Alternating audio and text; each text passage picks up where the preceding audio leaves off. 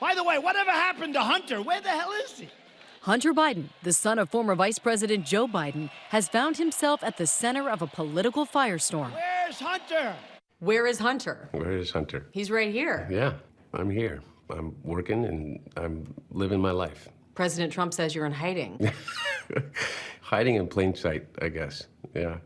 No, not at all. Not at all. Biden and his son are stone cold crooked. The president has been on the rampage, accusing 49-year-old Biden of improperly profiting on business interests in Ukraine while his father was the Obama administration's point person in that country, all leading to that now infamous phone call in July. It's a very honorable call. It's a nice call. When President Trump asked Ukrainian President Volodymyr Zelensky to investigate the Bidens. No evidence of wrongdoing has been found against either one. How did you react to learning that President Trump called the Ukrainian president in a phone call asking him to investigate you and your father? I was like every other American. I was shocked. Did you call your dad and say, no, oh my gosh, can you believe this? No, yeah, but look, my dad and I talk all the time. We don't live in this, like, political bubble. I picked up the phone, and the first thing he said to me is, you know, Maisie's loving her classes. I said, yeah, Dad, I know. She's at Penn now. We had that discussion before you talked about for real, and that's not a joke. It's not like anybody has to have any discussion beyond that. And I'll let Congress handle that, and I'll let you guys in the media handle that, and I'll let my dad's campaign handle that. And the only thing that I'm looking to handle is to make certain that I get up every day and do the next right thing.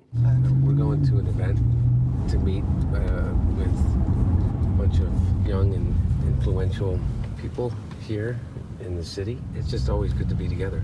Despite keeping a low profile, Hunter Biden joined his father for the first time since he became embroiled in the president's potential impeachment at a campaign event on Friday. He's been notably absent at earlier stops, even skipping his father's campaign launch where other Biden family members were in attendance. By his side at Friday's event, his new wife, Melissa, who he married a mere 6 days after meeting her less than 6 months ago. Well, nothing will happen unless we get rid of this guy in the White House, number one. While his father spoke to the crowd, Hunter kept a discreet distance.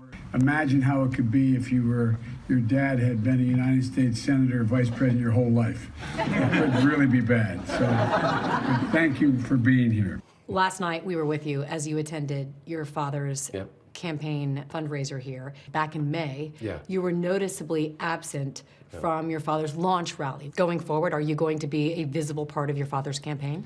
Yeah, as much as I can. I mean, look, I live in LA, and it's not necessarily that accessible to Iowa, New Hampshire, South Carolina, and Nevada.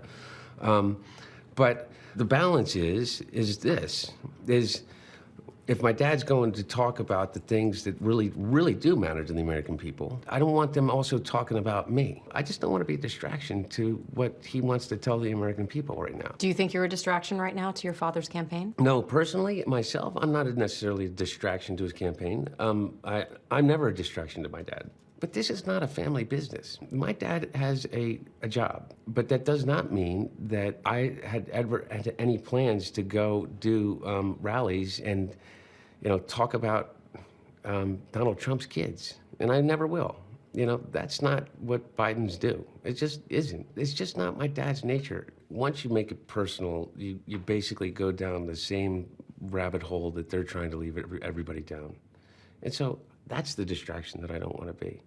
I mean, there's so many things that the American people right now are so much more concerned about than, you know, whether Hunter Biden is going to show up with his dad at the state fair in Iowa. When you're out and about, especially with all of this 24/7 news coverage, do people come up to you? Are you able to maintain your privacy? Yeah, there's a lot more interesting and relevant people in LA than me. And you know what? Most people respect privacy in that way, at least from my experience. In his first interview since becoming the focal point of the political news cycle, Hunter did want to address Trump's allegations once and for all. No topic was off the table. I want to get to the heart of it. Did you and your father ever discuss Ukraine? No. As I said, the only time was after a news account, and it wasn't a discussion in any way. There's no but to this. No, we never did. Your dad said, I hope you know what you're doing. I hope you know what you're doing. I do? And I said, I do. And that was literally the end of our discussion. Why? Because my dad was vice president of the United States. There's literally nothing as a young man or as a full-grown adult that my father in some way hasn't had influence over, as it does not serve either one of us. When he said, I hope you know what you're doing, what did he think you were doing?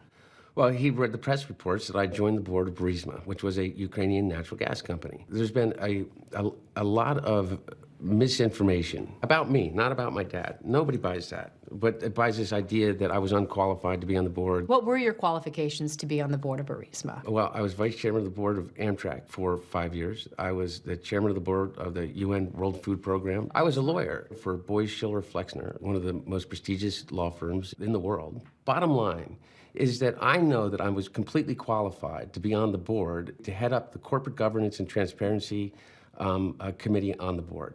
And that's all that I focused on. Basically turning a Eastern European independent natural gas company into an Western standards of corporate governance. In the list that you gave me of the reasons why you're on that board, you did not list the fact that you were the son of the vice president. Yeah, no. What role do you think that played? I think that it is impossible for me to be on any of the boards that I just mentioned without saying that I'm the son of the vice president of the United States. You were paid $50,000 a month for your position? Look, I'm a private citizen. One thing that I don't have to do is sit here and open my kimono as it relates to how much money I make or did or didn't. But it's all been reported. If your last name wasn't Biden, do you think you would have been asked to be on the board of Burisma? I don't know. I don't know. Probably not. I don't think that there's a lot of things that would have happened in my life that if my last name wasn't Biden. Do you regret being on the board to begin with? No, I don't regret being on the board. What I regret is not taking into account that there would be a Rudy Giuliani and a president of the United States that would be listening to this ridiculous conspiracy idea, which has, again, been completely debunked by everyone. You know, I think people at home are thinking, how could that not have crossed your mind? Or you wouldn't have felt just a little bit in your gut, like, maybe this isn't a good idea to go and sit on the board of this Ukrainian company. I said to you, in retrospect, I wish right, but that my at the judgment... time, you never thought, this might not look right. You know what? I'm a human. And you know what? Did I make a mistake? Well, maybe in the grand scheme of things, yeah. But did I make a mistake based upon some unethical lapse? Absolutely not. So the mistake was giving your father's political foes ammunition. Yeah. At a campaign event yesterday in Columbus, Ohio, Joe Biden addressed his son's interview with us, reiterating his son's words. He pointed out the reason why he regrets it is he didn't anticipate that thugs like Giuliani would use it to, in fact, try to embarrass his father. And that's what they are. They're flat thugs. Trump tweeting with a different take. Hunter Biden was really bad on GMA. Now Sleepy Joe has real problems. Reminds me of Crooked Hillary and her 33,000 deleted emails not recoverable. Hunter has been at the constant receiving end of the Trump family's taunts. I think Hunter Biden is a disgrace. Yeah, maybe lock her up goes to lock him up. But maintains he is not taking the bait. They could say whatever the hell they want to say about me. Lock them up? Good for them. I don't spend a lot of time thinking about them. I really don't. They seem so irrelevant. So you have no opinion about that? No, I don't have any opinion. I have an opinion about them shooting big game in Africa. I don't really think about Donald Trump's kids that much. I mean, I really don't. They seem clownish to me when I see them. Look, it's all noise. To Hunter, the attacks are inconsequential, paling in comparison to a life that has been shaped by a series of tragic events. In 1972, at just 2 years old, his mother Nelia and sister Naomi died in a car crash. Mrs. Nelia Biden, the wife of U.S. Senator-elect Joseph Biden of Delaware, was killed today in a two-car crash near Hockessen, Delaware. A young girl also died in the accident. Mrs. Biden was 28 years old and the mother of 3 children. His brother Beau and he survived the accident. His father Joe took his first oath of office at age 30 in the hospital room where his young sons were recovering. Do you solemnly swear that you will support and defend the Constitution of the United States? Just say, hello, my name is Hunt Biden. And nearly 5 years ago, Beau, the former Attorney General of Delaware, tragically lost a battle with brain cancer. The first memory I have is of lying in a hospital bed next to my brother, holding my hand, staring into my eyes, saying, "I love you. I love you. I love you." Mired in grief, he entered a relationship with Beau's widow afterwards, telling us they came together at a time when no one else could understand the degree of pain they were going through. Worst thing that ever could have happened to me happened when Beau died. I got up and I'm standing here, and the president wants to know where I am. I'm right here. I'm living my life.